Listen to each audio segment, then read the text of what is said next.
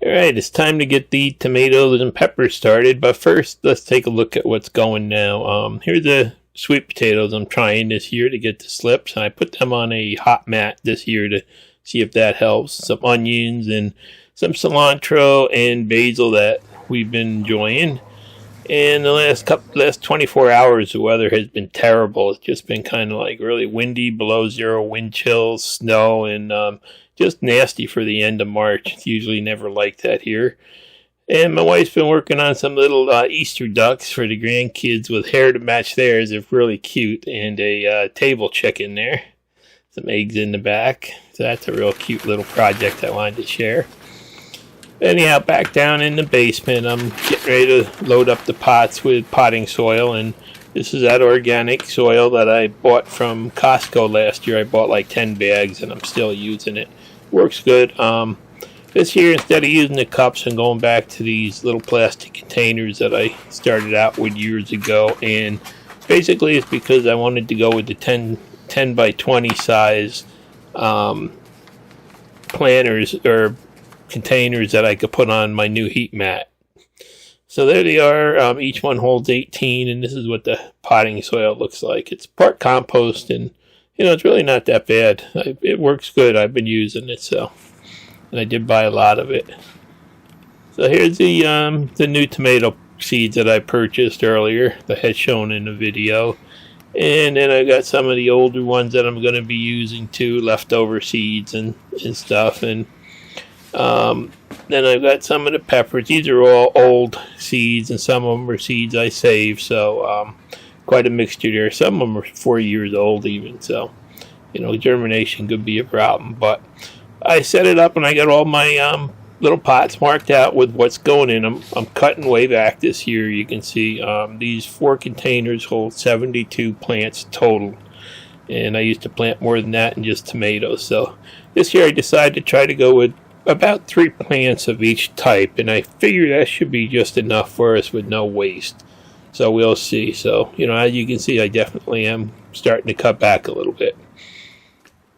So, as always, I just kind of dumped the seeds out. Now I used to have a little plastic green container, but I can't find that. So I may be out in the garden somewhere or something, and couldn't find the right tweezers either. I got a couple pairs, but neither one of them really works right. But anyhow, I like to take the seeds one at a time and plant them. And seeing how I'm only doing 3 plants of each type, each variety, I'm going to put like 3 seeds in each pot. So, hopefully I'll at least get one good one from each pot.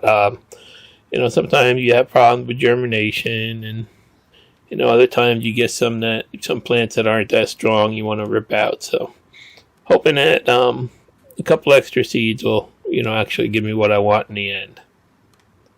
So this is the tedious part, just putting them in there one at a time, but I kind of enjoy doing it. It's really a sign that spring's right around the corner, and should be 8 weeks until I start the garden. So that's a really nice sign, something to look forward to.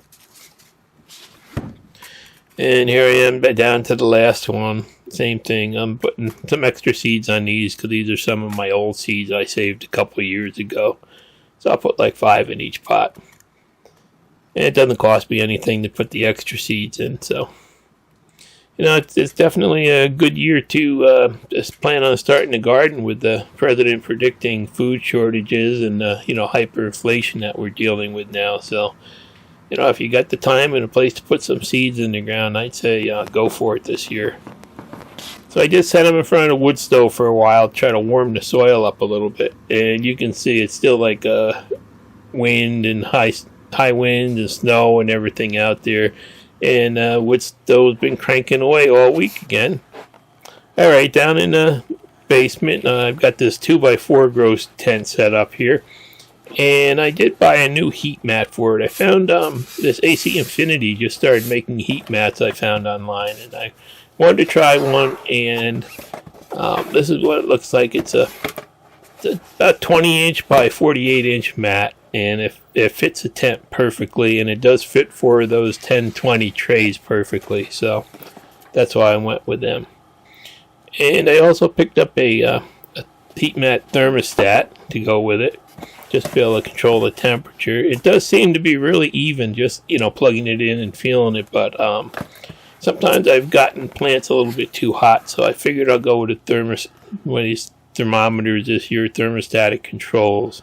Yeah, it's real simple, and I got it set at 80, and it'll turn off at 80 and then turn on at 78. And then I just hung a fan up there to keep some air circulating for now. And the lights, I'm leaving the light on a little bit too to help add some heat, because it's only about 57 degrees down in the room where this is. So I moved all the plants down here now, and see, I put the probe from that thermostat right in one of the planters there, so I get an accurate reading of the temperature of the dirt and not just the air. And we're all ready to start the plants just about. Now I got to add a little bit of water, and I showed you these little things that you put on a bottle, these little sprayers for like a watering can type sprayer, and I love these things. They just work so good, and they're like rain hitting it, and they don't move around the dirt, they don't move around the seeds. So I'll put another link to them, because they're not really expensive and they work good. I still haven't found a quart bottle that they fit on, though. It can be tricky to find a correct bottle that they will thread onto, but once you do, they really do work good. You can see that. So once I got all those seeds wet down a little bit, I decided to put a piece of bubble wrap on top of it to try to hold the temperature in also, because it is chilly and down in that corner of the basement there. So hopefully this will help. And these tents do hold the heat pretty good too. They're really well insulated. And from what I'm seeing now on the thermostat, it looks like it's working. So I put some bubble wrap on there to hold in the heat and also hold in the moisture, so it doesn't all evaporate out.